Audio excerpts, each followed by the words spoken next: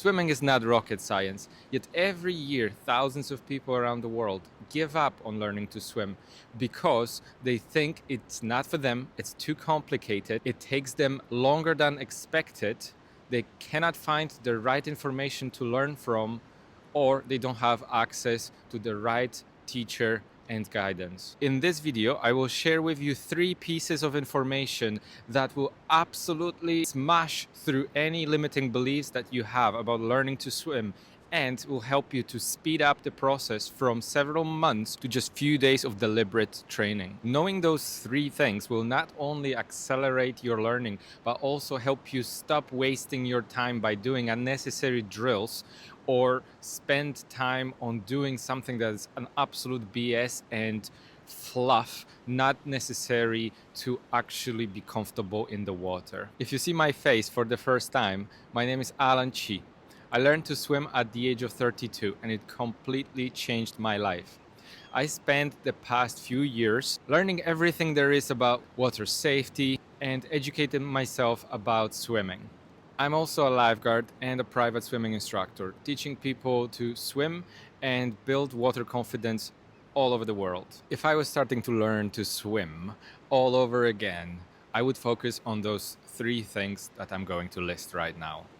Starting with number 1, your body position and the ability to stay afloat on the water, specifically flat on the surface, whether that's on your front, on your belly, or on your back, to be able to breathe. In case you ever fall into the water by accident, your body can absolutely stay afloat and keep you alive by itself as long as you don't panic.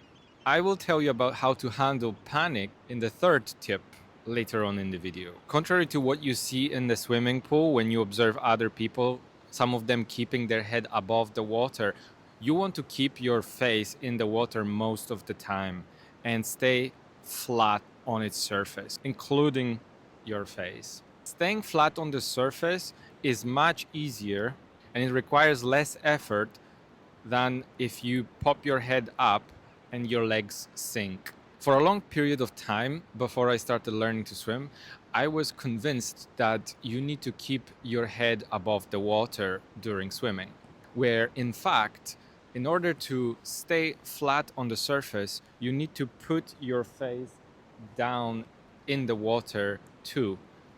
Lift your hips up and your ankles so your body stays flat like a surfboard on the surface of the water. It clicked for me once after I saw a video. Someone dropped a flip-flop into the swimming pool and you could see it drifting on the surface of the water. They illustrated that way that your body will be more buoyant if you spread your limbs widely and keep yourself in line with water.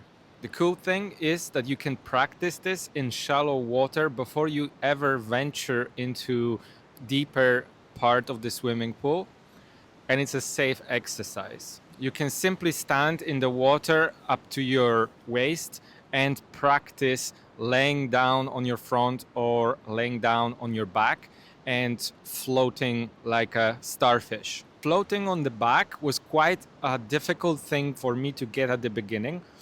And the reason for that was because I wasn't able to relax in the water. You can start by holding onto the wall and trying to do the front float first. You can also use flotation aids to help yourself get accustomed to being flat on the surface of the water.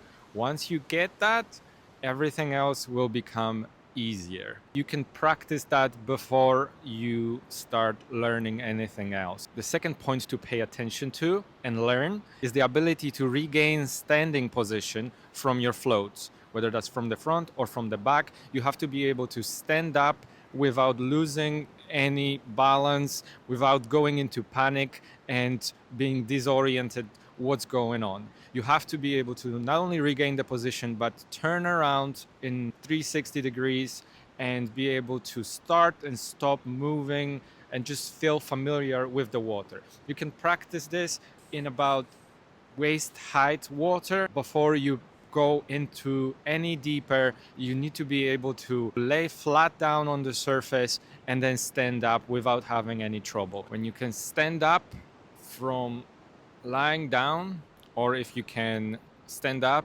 from lying on your front, you will simply be more comfortable moving around in the water and not panic if you lose your balance. If you can do that well and you feel comfortable and confident, you can start practicing the third thing to be able to swim.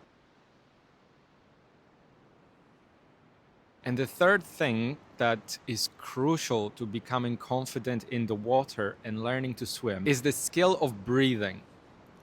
Many people think that when you're swimming, you should be holding your breath. I thought the same for a very long time until somebody mentioned to me and asked whether I would hold my breath whilst running. And after that, it opened my mind and I started look into breathing exercises and what should be the proper way to breathe when you're swimming. It's the exact opposite of breathing on land. When you're in the water, to inhale, you use your mouth, quick, shallow inhales, and you exhale using your nose. Like, if you spend your time practicing breathing and taking control of it, you'll learn that you actually have more time to get oxygen and get your breath than you thought. Many of us think that breathing is something that is beyond our control, but in fact, we can actually totally take control of our breathing, our body, and we can decide where to take that next breath. We can prolong it, we can take it quicker, we can take it slower, we can take our time. If you know how to do it well and you become the master of your breath, you'll be able to not only swim for longer, get less tired, start diving under the surface of the water, but also you'll be able to maintain composure in stressful situations and handle your panic instincts if you get in trouble. Being able to control your breathing is amazing.